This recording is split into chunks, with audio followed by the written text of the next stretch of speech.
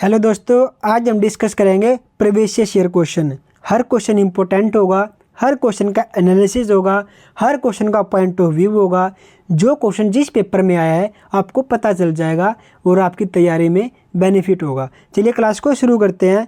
हर question को ध्यान से देखना। पहला क्वेश्चन देखो, निम्नलिखित में से कौन चंद्रगुप्त मौर्य की मृत्यु के बाद मौर्य साम्राज्य के सिंहासन पर बैठा था? कौन बैठा था? ऑप्शन देखो, अशोक, बिंदुसार, दशरथ या फिर चंद्रगुप्त द्वितीय। क्या होगा इसका आंसर? इसका आंसर हो जाएगा बिंदुसार। जो चंद्रगुप्त मौर्य है उसकी मृत्यु के बाद उसका ही पुत्र बिंदुसार बैठता है गद्दी पर। तो क्या होता है इस क्वेश्चन में? देखो, चंद्रगुप्त मौर्य की मृत्यु के बाद उसका पुत्र बिंदुसार 297 से 273 ईसा पूर्व में गद्दी के सिंहासन पर बैठता है। बिंदुसार का उपनाम अमित्रघात होता है, यानी शत्रुओं का भक्षक जिसको हम बोलते हैं। आगे देखो, अगला क्वेश्चन देखो एक बार। अंतिम मौर्य सम्राट की हत्या के लिए कौन जिम्मेदार था? जो अंतिम मौर्य सम्राट था उसकी और ये बताओ पहले कमेंट सेक्शन में, अंतिम मौर्य सम्राट कौन था? बताओ जल्दी। अंतिम मौर्य सम्राट की हत्या के लिए कौन जिम्मेदार था? ऑप्शन देखो, शिमुक, पुष्यमित्र शुंग, वसुमित्र कर्ण या फिर कनिष्क। तो कौन जिम्मेदार था? पुष्यमित्र शुंग जिम्मेदार था। क्या होता है पुष्यमित्र सिंह, क्या करता है? देखो, सौंपी गई थी। देखो ऑप्शन है 20 को, 25 को, 30 को या फिर 35 को। क्या होगा इसका आंसर? देखो, मौर्य प्रशासन जो था उसमें एक विशाल सेना के रखरखाव के लिए जाना जाता था। किसको? मौर्य प्रशासन की सेना को। रोमन लेखक प्लिनी जो था उसने उल्लेख किया है कि चंद्रगुप्त मौर्य के पास 9,000 हाथी थे, 30,000 घुड़सवार थे, 6 लाख पैदल सेना थी। देखो कितनी बड़ी सेना थी उसके पास, कितने हाथी थे, कितने घुड़सवार थे। मैक्सथनीज के अनुसार, मैक्सथनीज क्या बताता है अपनी जो किताबों में, अपने विचारों में क्या बोलता है? मौर्य सेना के प्रशासनिक कार्यों की जिम्मेदारी 30 सदस्यों को सौंपी गई थी। ठीक है, कितने सदस्यों को सौंपी गई थी? 30 सदस्यों को। आपने ध्यान रखना, इसका आंसर 30 हुआ, यानी 30 सदस्यों को इसकी प्रशासन की जिम्मेदारी सौंपी गई थी। सशस्त्र बल के प्रशासन के लिए जिम्मेदार थे कितने सदस्य? 30 सदस्य। ध्यान रखना क्वेश्चन को। अगला क्वेश्चन देखो, भारतीय समाज को 7 वर्गों में किसने वर्गीकृत किया था? ऑप्शन देखो, मैक्सथनीज ने, आर्यन ने, स्टेब्रो ने और प्लिनी ने। किसने किया था बताओ? तो इसका आंसर हो जाएगा मैक्सथनीज ने किया था।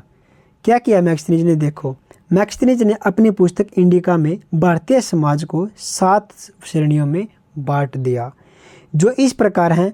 प्रथम दार्शनिक, कृषक, पशुपालक, कारीगर, योद्धा, निरीक्षक और सभासद।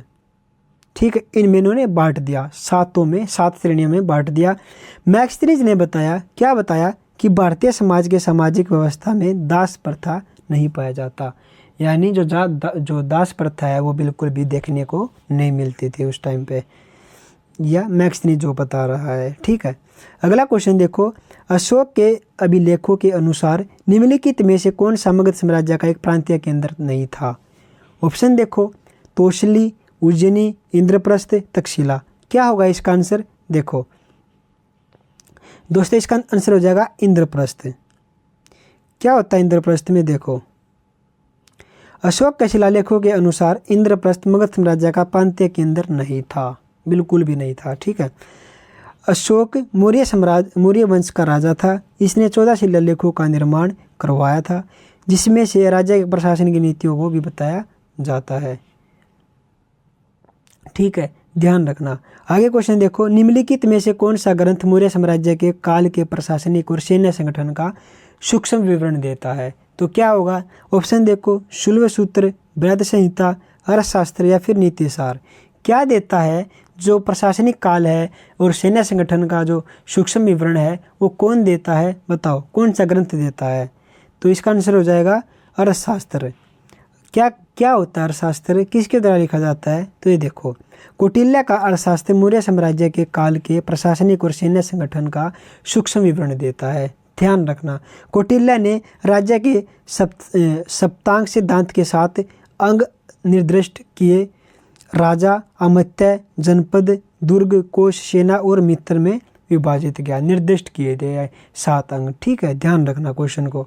अगला क्वेश्चन देखो, कौटिल्य के सप्तांग सिद्धांत में अमात्य निम्नलिखित में से किससे दर्शाता है? क्या दर्शाता है अमात्य? देखो, क्षेत्र को, मित्र को, मंत्री और अधिकारी को या फिर किले को। किसको दर्शाता है? देखो, जो मंत्री और अधिकारी है उसको दर्शाता है अमात्य जो सिद्धांत है। ठीक है, कौटिल्य के सप्तांग सिद्धांत के में अमात्य से तात्पर्य मंत्री और अधिकारी से था। क्या होता है, क्या किया जाता है? यह राज्य का दूसरा महत्वपूर्ण अंग था जिसके बिना राजा द्वारा शासन संचालन कठिन नहीं था। मतलब ये था कि इस क्वेश्चन में ये बता रखा है, यह राज्य का दूसरा महत्वपूर्ण अंग था जिसके बिना राजा द्वारा शासन संचालन कठिन ही नहीं बल्कि असंभव था। अमात्यों की संख्या राजा की इच्छा पर निर्भर करती थी। अमात्य बना दिए जाते थे कि ये भी राजपाट को संभाल लेंगे, इनकी भी देखरेख में कार्य होगा। ठीक है, मतलब उस समय पे, आज के टाइम की बात देखें तो उस समय पे जो प्रशासनिक जो कार्य थे वो बहुत अच्छे होते थे। ठीक है, आगे क्वेश्चन देखो, निम्नलिखित में से किस मौर्य शासक ने कलिंग पर विजय प्राप्त की थी? किसने विजय प्राप्त की थी? ऑप्शन देखो, बृहद्रथ ने, बिंबिसार ने, चंद्रगुप्त मौर्य ने या फिर अशोक ने। तो किसने की थी? तो अशोक ने की थी कलिंग पर विजय प्राप्त। इसका एनालिसिस देखो एक बार। मौर्य शासक अशोक ने राज्याभिषेक के 8वें वर्ष 261 ईसा पूर्व में अशोक ने कलिंग पर विजय प्राप्त की थी। क्या किया कलिंग पर? कलिंग युद्ध तथा उसके परिणामों के विषय में अशोक के 13वें शिलालेख से विस्तृत सूचना प्राप्त होती है। ये हमें कहाँ से पता चलता है? ये हमें उसके शिलालेख 13वें शिलालेख से पता चलता है। आगे देखो, विजय प्रांत कलिंग में 2 अधीनस्थ प्रशासनिक केंद्र स्थापित भी किए गए। कौन कौन से किए गए वो देखो, उत्तरी केंद्र और दक्षिणी केंद्र। उत्तरी केंद्र की जो राजधानी थी वो तोसली थी और जो दक्षिणी केंद्र राजधानी थी वो जूनागढ़ थी। ध्यान रखना, ये क्वेश्चन भी आ जाएगा पेपर में कि उत्तरी केंद्र जो था उसकी राजधानी क्या थी और दक्षिणी केंद्र जो था उसकी राजधानी क्या थी। ध्यान रखना आपने, तोसली और जूनागढ़ उसकी 2 राजधानियाँ थी, उत्तरी केंद्र की और दक्षिणी केंद्र की। अगला क्वेश्चन देखो, सम्राट अशोक ने अपने राज्याभिषेक के कितने वर्ष बाद कलिंग पर विजय प्राप्त की थी? कितने वर्ष बाद की थी? आपने ऊपर एनालिसिस में पढ़ लिया है, तो बताओ इसका आंसर। तो इसका आंसर हो जाएगा 8 वर्ष बाद। देखो ऊपर क्या पढ़ा था, 8वें वर्ष बाद। ठीक है, तो इसका आंसर हो जाएगा 8 वर्ष। अगला क्वेश्चन है, निम्नलिखित में से किस मौर्य शासक ने कलिंग की लड़ाई के बाद युद्ध करना छोड़ दिया था? किस शासक ने? आपने ऊपर एनालिसिस में पढ़ दिया, तो किसने? अशोक ने। अशोक ने क्या किया? जो मौर्य शासक अशोक था उसने क्या किया? कलिंग की लड़ाई के बाद युद्ध करना छोड़ दिया। उन्हें युद्ध जो करता था उसने वो त्याग दिया, अब युद्ध नहीं करेगा। ठीक है, अगला क्वेश्चन देखो, मौर्य सम्राट चंद्रगुप्त मौर्य ने निम्नलिखित में से किसे पराजित किया था? किसको पराजित किया था? ऑप्शन देखो, कैसेंडर को, सेल्यूकस निकेटर को, एंटीगोन्स को या फिर टोलमी को। किसको किया था बताओ? तो सेल्यूकस निकेटर को पराजित किया था। और आपको बता दूं, जो सेल्यूकस निकेटर की जो लड़की थी वो इसको पसंद आ गई थी। किसको? मौर्य सम्राट को। ठीक है, अगला क्वेश्चन देखो, इस क्वेश्चन का एनालिसिस देखो एक बार। मौर्य सम्राट चंद्रगुप्त मौर्य ने 305 ईसा पूर्व में सिकंदर का सेनापति था। कौन था? Seleucus Nicator. अब आपको ये भी क्वेश्चन देखने को मिल जाए, सेल्यूकस निकेटर कौन था? तो सेल्यूकस निकेटर सिकंदर का सेनापति था। उसने क्या किया? सेल्यूकस निकेटर को पराजित कर दिया। हार के बाद निकेटर ने अपनी पुत्री कॉर्नेलिया की शादी चंद्रगुप्त मौर्य के साथ कर दी। देखो, मैंने बताया था ना आपको कि इसकी शादी इसके साथ कर दी जाती है हारने के बाद। हेरात और मकरान प्रांत चंद्रगुप्त मौर्य को दे दिए गए। उसने क्या किया? सेल्यूकस निकेटर ने उसके पास मतलब जो भी उसका जो मन किया उसने अपनी बेटी को दे दिया, यानी दामाद को दे दिया। ठीक है, मैक्सथनीज सेल्यूकस निकेटर का राजदूत था। मैक्सथनीज कौन था? तो सेल्यूकस निकेटर का राजदूत था। ये भी ध्यान रखना। जो चंद्रगुप्त मौर्य के दरबार में रहता था उसकी पुस्तक इंडिका थी। इंडिका किसकी पुस्तक थी? मैक्सथनीज की पुस्तक थी।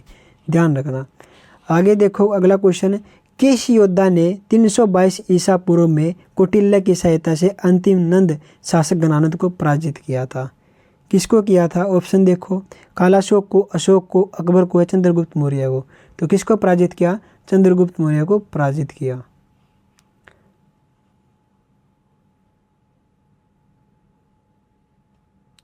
सॉरी, क्वेश्चन को दोबारा देखो एक बार।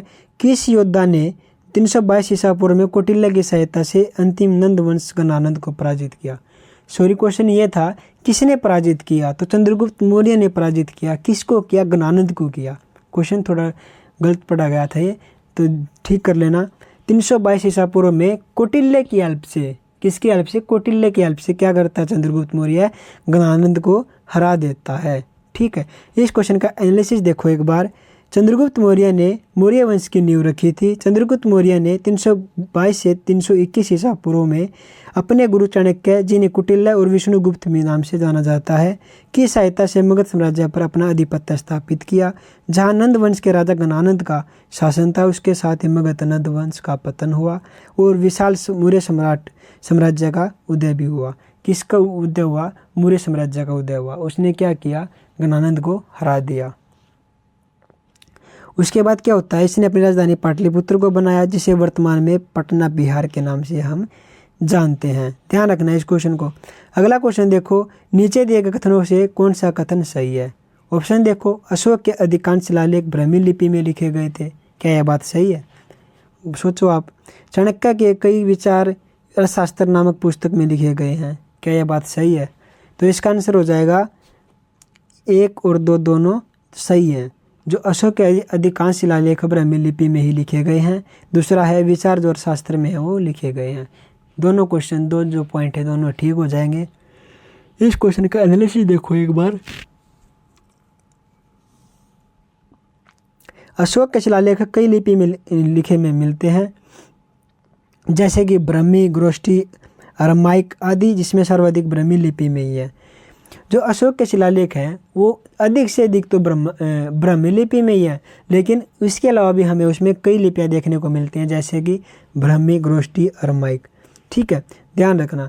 ब्राह्मी लिपि बाएं से दाएं लिखी जाती है। अब क्वेश्चन ये आ जाए कि जो ब्राह्मी लिपि है वो किस दायरे में लिखी जाती है? बाएं से दाएं, दाएं से बाएं, या फिर दाएं से दाएं, या फिर बाएं से बाएं। तो क्या होगा? बाएं से दाएं लिखी जाती है। ध्यान रखना इस क्वेश्चन को, आपको बहुत उलझ जाएगा पेपर में। ठीक है, अगला क्वेश्चन देखो। अगला पॉइंट देखो, अर्थशास्त्र चाणक्य के द्वारा लिखी गई है, जिसमें मौर्य कालीन राज्य व्यवस्था के संबंध में उल्लेख किया गया है। ठीक है, अगला क्वेश्चन देखो, समाहर्ता नामक अधिकारी का क्या कार्य था? राज्य के खजाने की आरक्षित करना, सुरक्षा और शासन करना, पत्र व्यवहार करना, या फिर कर निर्धारित करना। क्या था इसका कार्य? इसका कार्य हो जाएगा कर निर्धारित करना। क्या काम करता था ये देखो। मौर्य काल में राजस्व विभाग का सर्वोच्च अधिकारी समाहर्ता होता था, जिसका प्रमुख कार्य क्या था? कर निर्धारित करना था। इसके अधीन शुक्लाध्यक्ष, सूत्राध्यक्ष, मुद्राक्ष अध्यक्ष आदि अनेक कर्मचारी कार्य करते थे। कौटिल्य के अर्थशास्त्र के अध्ययन से मौर्य साम्राज्य के केंद्रीय संगठन के संबंध में भी जानकारी हमें देखने को मिलती है। इस काल में शासन की विधि विभाग तीर्थ कहलाते थे, जिसकी संख्या कितनी होती थी? 18 होती थी। ध्यान रखना इस क्वेश्चन को। अगला क्वेश्चन देखो, मौर्य साम्राज्य का संस्थापक निम्न में से कौन था? तो कौन था मौर्य साम्राज्य का संस्थापक? ऑप्शन देखो, भ्रातृहरि मौर्य, चंद्रगुप्त मौर्य, अशोक या बिंदुसार। तो क्या होगा इसका आंसर? बताओ जल्दी दोस्तों। इसका आंसर हो जाएगा चंद्रगुप्त मौर्य। चंद्रगुप्त मौर्य, ये इसका एनालिसिस आपने ऊपर भी पढ़ लिया है, एक बार और पढ़ लो। अगला को देखो, चंद्रगुप्त मौर्य ने 322 ईसा पूर्व में मौर्य वंश की नींव रखी थी, विशाल मौर्य साम्राज्य की स्थापना की थी। चंद्रगुप्त मौर्य का जो साम्राज्य है उसमें उत्तर में कश्मीर से लेकर दक्षिण में कर्नाटक तथा पूर्व में बंगाल से लेकर उत्तर में फारस, वर्तमान ईरान तक फैला हुआ था। चंद्रगुप्त के शासन के काल में चाणक्य प्रधानमंत्री का पद था। चाणक्य ने अर्थशास्त्र नामक पुस्तक की रचना की, जिसमें प्रशासनिक नियमों का उल्लेख हमें देखने को मिलता है।